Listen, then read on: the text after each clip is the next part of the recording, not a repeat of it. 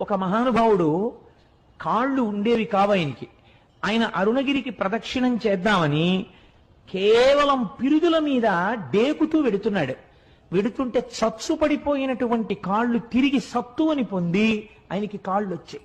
అరుణాచల ప్రదక్షిణం, అరుణగిరి ప్రదక్షిణం అంత గొప్పది. ఒకానొకప్పుడు ఒక సంపన్నురాలు తిరువణ్ణామలై రైల్వే స్టేషన్ లో దిగి ఒక పెళ్లికి వెళ్లడం కోసమని తిరువణ్ణామలై వచ్చి ఒక జట్కా మాట్లాడుకుని వెడుతుంటే ఆ జట్కా వాడు ఆ కొండలలోకి అరణ్యంలోకి తీసుకుపోతున్నాడు. ఆవిడ, ఇదేమిటి ఇలా తీసుకెడుతున్నావు అంటే, నోరు విప్పితే చంపేస్తానన్నాడు. భగవానుడు ఇక్కడే కొండ రూపంలో ఉన్నాడు, నన్ను రక్షిస్తాడని ఆవిడ జట్కాలో కూర్చుని అరుణాచల శివ, అరుణాచల శివ, అరుణాచల శివ అని 3 మాటలు అన్నారు. అనేసరికి పెద్ద పెద్ద టార్చ్ లైట్లు వేసుకుని ఒక పోలీస్ టీం ఒకటి అక్కడికి వచ్చింది. దేహశుద్ధి చేసి ఆవిడ్ని కారు ఎక్కించుకుని పెళ్లి జరగవలసిన కళ్యాణ మంటపం దగ్గరికి తీసుకెళ్లి